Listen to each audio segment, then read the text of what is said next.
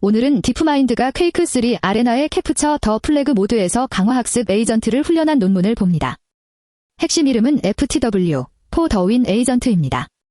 이 논문이 흥미로운 이유는 단순히 총을 잘 쏘는 봇을 만든 것이 아니라는 점입니다. 각 에이전트는 1인칭 화면, 픽셀과 게임 점수만 보고 움직입니다. 전체 맵, 적의 의도, 팀원의 계획을 따로 받지 않습니다. 그런데 훈련이 끝나면 깃발을 훔치고 팀원을 따라가고 기지를 방어하는 행동이 나타납니다. 게임 AI 관점에서는 멀티플레이어 팀전에서 학습이 어떻게 안정화될 수 있는지 보여주는 사례입니다. 논문 제목은 휴먼 레벨 퍼포먼스 인 퍼스트 퍼선 멀티플레이어 게임즈 위드 파퓰레이션 베이스트 디프 리인포어스먼트 러닝입니다. AR14 번호는 1807.01281이고 공개일은 2018년 7월 3일입니다. 저자진은 디프마인드 연구자들로 구성되어 있고 논문은 1인칭 멀티플레이어 게임에서 인간 수준 성능을 달성했다고 주장합니다. 이때 인간 수준이라는 말은 모든 슈팅 게임을 일반적으로 푼다는 뜻이 아닙니다. 수정된 퀘이크 CTF 환경에서 토너먼트 방식 평가를 했을 때 강한 인간 플레이어보다 높은 승률을 냈다는 뜻입니다. 따라서 이번 영상에서는 과장하지 않고 이 결과가 어떤 조건에서 나왔는지, 그리고 게임 개발에 적용한다면 어디가 쓸만한지 중심으로 보겠습니다. 캡처 더 플래그는 두 팀이 서로의 깃발을 빼앗아 자기 기지로 가져오면 점수를 얻는 모드입니다. 이 논문 설정에서는 한 게임이 5분 동안 진행되고 더 많은 깃발을 가져온 팀이 이깁니다. 문제는 점수가 한 번에 나오지 않는다는 것입니다. 지금 적을 쏘는 게 좋은지, 깃발을 들고 도망가는 게 좋은지, 우리 기지를 지키는 게 좋은지는 몇 초 뒤, 길게는 경기 끝에서야 드러납니다. 멀티플레이어이기 때문에 더 어렵습니다. 내 행동이 팀원 행동과 합쳐져야 하고 상대팀 역시 동시에 적응합니다. 혼자 잘 움직이는 정책만으로는 충분하지 않습니다. FTW 에이전트는 전지적 시점으로 맵을 보지 않습니다. 자기 눈앞에 보이는 1인칭 RGB 픽셀과 게임 안점수 신호를 받습니다. 그러면 적이 어느 복도 뒤에 숨어 있는지, 팀원이 깃발을 들었는지, 우리 깃발이 언제 위험해졌는지를 기억과 추론으로 이어 붙여야 합니다. 논문은 이 문제를 부분 관측 멀티 에이전트 환경으로 봅니다. 다시 말해 같은 화면이라도 실제 세계 상태는 여러 가지일 수 있습니다. 그래서 단기 반응만으로는 부족하고 방금 본 장면과 오래전 본 장면을 함께 쓰는 메모리 구조가 필요합니다. 정책은 사람 플레이어와 비슷한 인터페이스를 씁니다. 입력은 84/84 해상도의 1인칭 픽셀이고 게임 이벤트에서 나오는 점수 정보도 함께 들어갑니다. 출력은 게임패드처럼 움직이고 시야를 돌리고 태그를 시도하는 컨트롤 행동입니다. 중요한 점은 게임 엔진에 숨겨진 완전 상태나 인간 플레이어의 정책 예시를 주지 않았다는 것입니다. 이 선택은 개발 관점에서도 의미가 있습니다. 엔진 내부 좌표를 전부 열어주는 에이전트는 만들기 쉽지만 실제 플레이어 경험과 동떨어질 수 있습니다. 반대로 화면과 게임 점수 중심으로 학습시키면 더 어렵지만 플레이어가 실제로 겪는 정보 제한에 가깝습니다. 논문의 큰 설계는 파퓰레이션, 즉 여러 에이전트를 동시에 키우는 것입니다. 한 에이전트를 하나의 고정 봇과만 싸우게 하면 금방 그 봇의 약점에 과적합합니다. FTW는 30개의 서로 다른 에이전트 파퓰레이션을 함께 훈련합니다. 각 에이전트는 매치마다 다른 팀원과 상대를 만나고 이엘로 기반 매치메이킹으로 비슷한 실력의 조합이 자주 붙습니다. 이렇게 하면 승패가 너무 뻔하지 않아 학습 신호가 살아납니다. 동시에 다양한 팀원과 상대를 만나기 때문에 나중에 처음 보는 사람과 팀을 이뤄도 어느 정도 협력할 수 있는 정책을 만들 수 있습니다. 이 논문은 훈련을 두 겹으로 봅니다. 안쪽 최적화는 일반적인 강화학습입니다. 에이전트가 내부 보상을 최대화하도록 정책을 업데이트합니다. 바깥쪽 최적화는 파퓰레이션 베이스트 트레이닝입니다. 성능이 낮은 에이전트는 더 나은 에이전트의 설정을 복사하고 내부 보상 가중치나 하이퍼 파라미터를 조금 변형합니다. 이 구조가 중요한 이유는 CTF의 진짜 목표, 즉 경기 승리가 너무 늦게 나오기 때문입니다. 어떤 중간 행동에 보상을 줄지 사람이 완벽하게 정하기 어렵습니다. 그래서 훈련 과정 자체가 더 잘 이기는 내부 보상과 설정을 찾아가게 만든 것입니다. 깃발을 많이 가져오면 이깁니다. 하지만 그 신호만 기다리면 수천 개 행동을 한 번의 승패로만 평가해야 합니다. FTW는 게임 점수 이벤트를 바탕으로 내부 보상 함수를 둡니다. 깃발을 잡거나 적을 태그하거나 다른 게임 이벤트가 일어날 때 더 자주 신호를 줍니다.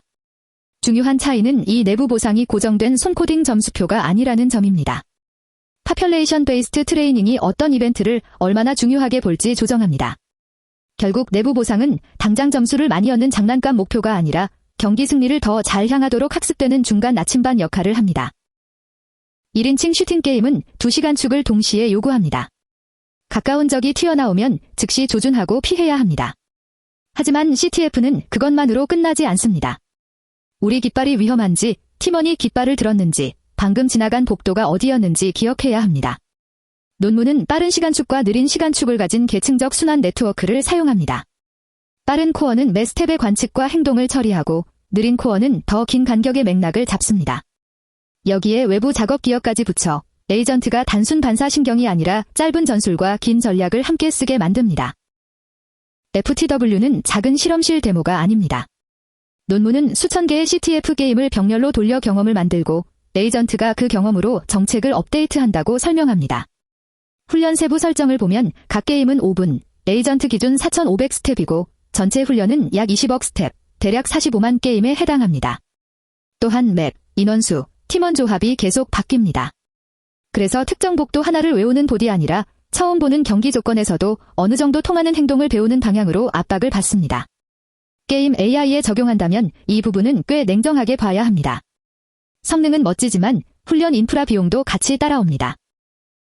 논문은 훈련이 진행되면서 행동이 단계적으로 변한다고 설명합니다. 초반에는 기본적인 게임 규칙과 움직임을 배웁니다. 그 다음에는 길 찾기, 태그, 팀원과의 조정이 늘고 후반에는 기지 방어와 깃발 상황에 대한 더 전략적인 행동이 나타납니다. 예를 들어 팀원을 따라가거나 상대 기지를 압박하거나 우리 깃발이 위협받을 때 방어하는 행동이 관찰됩니다. 여기서 중요한 표현은 이머전트입니다. 개발자가 지금은 수비해라라는 스크립트를 직접 넣은 것이 아니라 승리를 향한 학습 압력이 그런 행동 패턴을 만들었다는 해석입니다. 결과를 볼 때는 평가 구성이 중요합니다. 논문은 FTW의 여러 제거 버전, 퀘이크 스크립트 봇, 그리고 1인칭 게임 경험이 있는 인간 참가자를 함께 넣어 토너먼트 방식으로 평가합니다. 승률과 ELO 점수로 비교했고 새 맵에서의 일반화도 봤습니다. 논문은 FTW 에이전트가 인간보다 높은 승률을 냈고 두 인간으로 된 팀은 두 FTW 에이전트 팀보다 평균적으로 게임당 16개 깃발을 덜 획득했다고 보고합니다. 또 흥미로운 점은 인간과 에이전트가 한 팀을 이뤘을 때도 협력 가능성이 보였다는 것입니다. 즉 혼자 강한 보드를 넘어서 처음 만난 팀원과 맞춰 움직이는 능력을 일부 확인한 셈입니다. 논문에는 별도의 익스플로이터빌러티 평가도 나옵니다. 2명의 전문 게임 테스터가 서로 완전히 소통하면서 고정된 FTW 에이전트 팀을 상대로 계속 연습했습니다. 12시간 동안 연습한 뒤에도 인간 테스터 팀은 25% 승률과 6.3% 무승부율을 기록했다고 보고됩니다. 물론 이 비교는 조심해서 봐야 합니다. 논문도 인간과 에이전트의 해상도, 프레임 레이트, 조작 정밀도, 반응 시간 차이를 언급합니다. 예를 들어 사람은 먼 거리 태그에 유리했고 에이전트는 가까운 거리 반응과 명중률에서 강했습니다. 그래도 단순 익스플로이드로 쉽게 무너지는 정책은 아니었다는 근거가 됩니다. 논문은 성능뿐 아니라 표현도 분석합니다. 에이전트의 내부 표현에서 내가 깃발을 들고 있다, 우리 깃발이 탈취됐다, 팀원이 깃발을 들고 있다. 같은 게임 상태 정보를 선형적으로 읽어낼 수 있는지 확인합니다. 훈련이 진행될수록 이런 지식이 더 잘 드러나고 일부 정보는 단일 뉴런 반응처럼 압축되어 나타났다고 보고합니다. 이 부분은 게임 AI 개발자에게 특히 흥미롭습니다. 좋은 정책은 단지 입력을 출력으로 매핑하는 블랙박스가 아니라 게임의 중요한 상태 변수를 내부적으로 재구성할 수 있습니다. 그 재구성이 가능해야 처음 보는 맵에서도 수비, 추격, 귀환 같은 전략을 이어갈 수 있습니다. 이 논문을 그대로 상용 게임 NPC 제작법으로 가져오기는 어렵습니다. 훈련 비용이 크고 환경을 병렬로 많이 돌릴 수 있어야 하며 평가 체계도 세밀해야 합니다. 하지만 방향성은 분명합니다. 첫째, 팀전 보드를 만들 때 고정 상대 하나에 맞추지 말고 다양한 팀메이트와 어포넌트 조합을 넣어야 합니다. 둘째, 승패만 보지 말고 중간 목표를 학습 가능한 내부 보상으로 다뤄야 합니다. 셋째, 서비스 NPC보다 먼저 플레이 테스트 에이전트로 쓰는 것이 현실적입니다. 새 맵에서 방어 루트가 너무 강한지, 특정 기지가 지나치게 유리한지, 인간 팀원이 낯선 봇과 협력할 수 있는지를 압박 테스트하는 용도입니다. 정리하면 FTW 논문이 보여준 것은 세 가지입니다. 첫째, 1인칭 멀티플레이어 팀전에서도 강화학습이 의미 있는 수준까지 갈 수 있습니다. 둘째, 그 성능은 단일 알고리즘 하나가 아니라 파퓰레이션, 내부 보상, 다중시간축 기억, 거대한 병렬 훈련이 같이 만든 결과입니다. 셋째, 게임 개발 관점에서 더 중요한 메시지는 강한 봇 하나가 아니라 안정적인 학습 경기장을 설계하는 방법입니다. 상대와 팀원을 계속 바꾸고 중간 목표를 진화시키고 새 조건에서 평가하면 복은 단순 반응을 넘어서 팀플레이에 가까운 패턴을 만들 수 있습니다. 그래서 이 논문은 퀘이크 기록이라기보다 팀 기반 게임 AI를 어떻게 훈련장 안에서 키울 것인가에 대한 설계도에 가깝습니다.